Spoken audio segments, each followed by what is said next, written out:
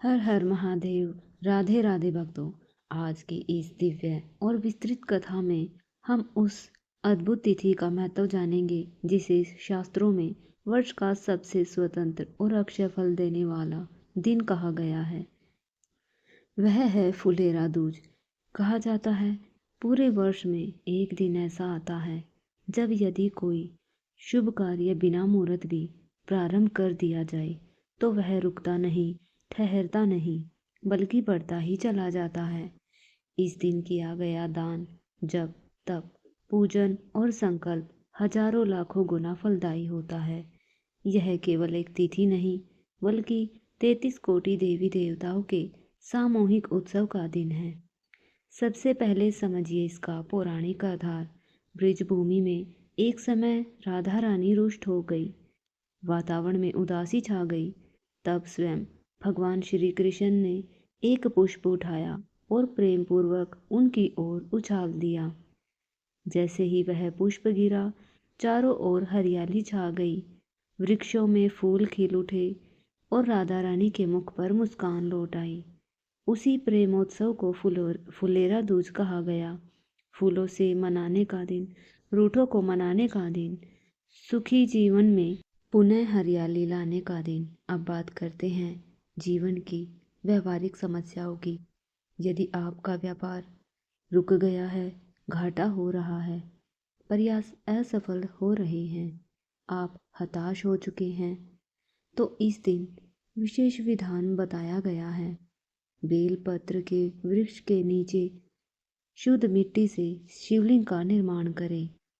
7 अमर bell के टुकड़े, 7 कमल गट्टे, 7 बेलपत्र, 7 शमी पत्र और गाय का दूध लेकर श्रद्धा से पूजन करें। घी का दीपक जलाएं और जब तक दीपक शांत न हो जाए वहीं बैठकर जप और स्मरण करें। पूजन के बाद कमलगट्टा और अमर बेल को लाल वस्त्र में बांधकर अपने व्यापार स्थल, तिजोरी या अलमारी में रखें। मान्यता है कि 2.5 महीने के भीतर व्यापार में उन्नति के संकेत दिखाई देने लगते हैं।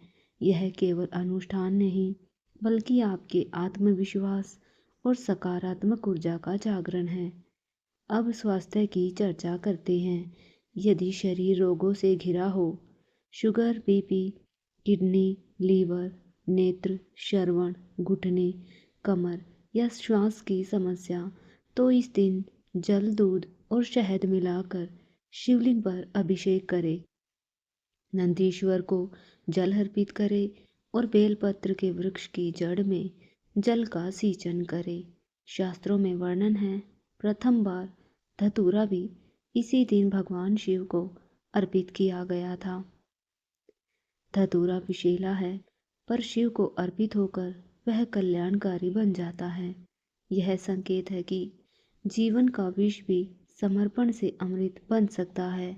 जिन्हें दमा, मिर्गी या अत्यधिक श्वास कष्ट हो, उनके लिए धतूरे की जड़ का लेपन शिवलिंग पर कर उसे श्रद्धा से वापस लाकर सुगंध के रूप में सूंघने की परंपरा वर्णित है।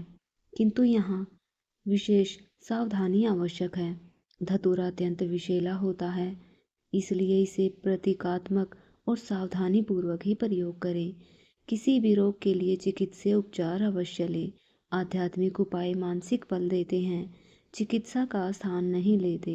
यदि डॉक्टर ऑपरेशन की सलाह दे रहे हो, भय व्याप्त हो, तो फुलेरा दूज के दिन एक धतूरा शिवलिंग पर और 5 बेलपत्र नंदीश्वर को अर्पित कर प्रार्थना करें।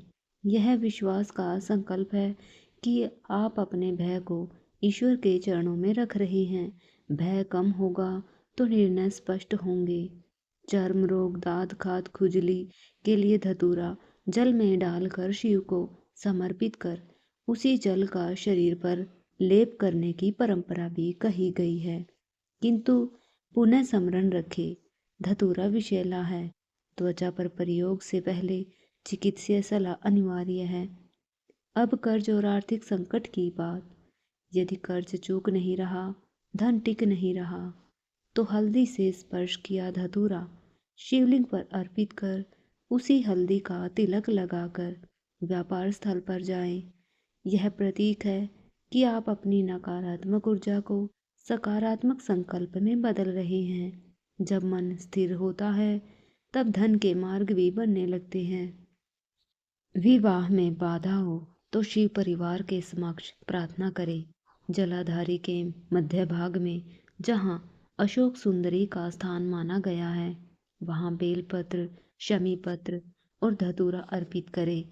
अशोक अर्थात शोक का अंत। यह स्थान दुख निवारण का प्रतीक है।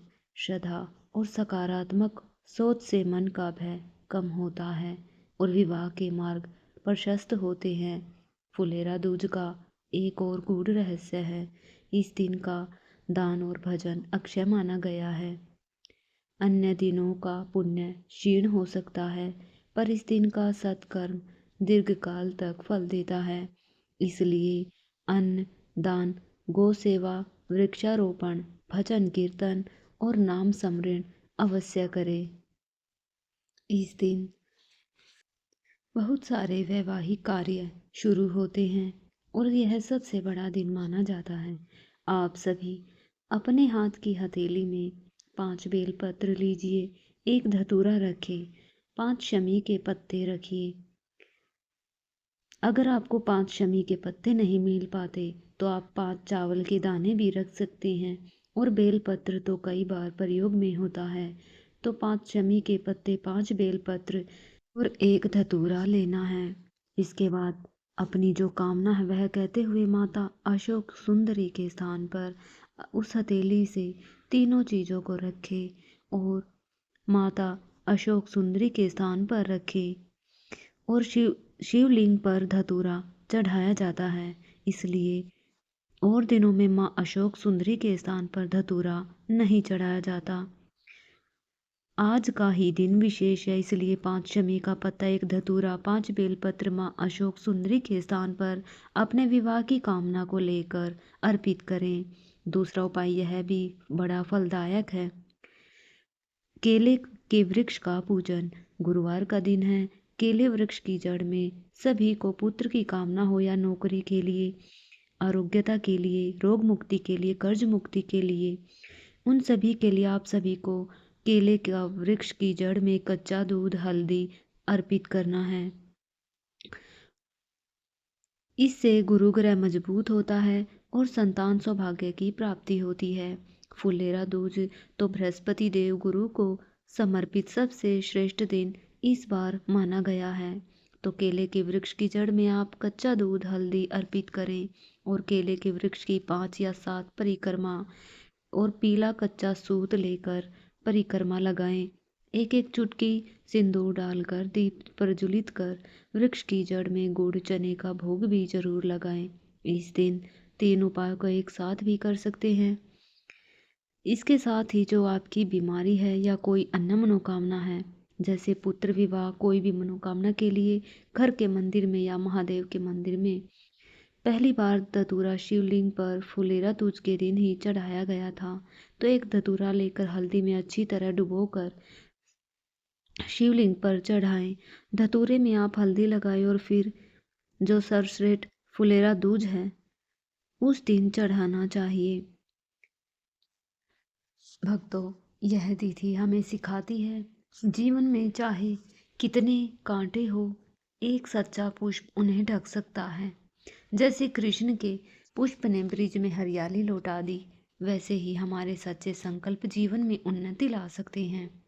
अंत में यही कहेंगे कि इन सभी उपायों को अपनी श्रद्धा और संयम से करें, पर किसी भी गंभीर रोग या आर्थिक निर्णय के लिए विशेषज्ञ की सलाह अवश्य लें। आध्यात्मिक साधना मन को बल देती है और मन का बल ही जीवन का सबसे बड़ा उपचार है। आप सभी को फुलेरा दूज की अनंत शुभकामनाएं।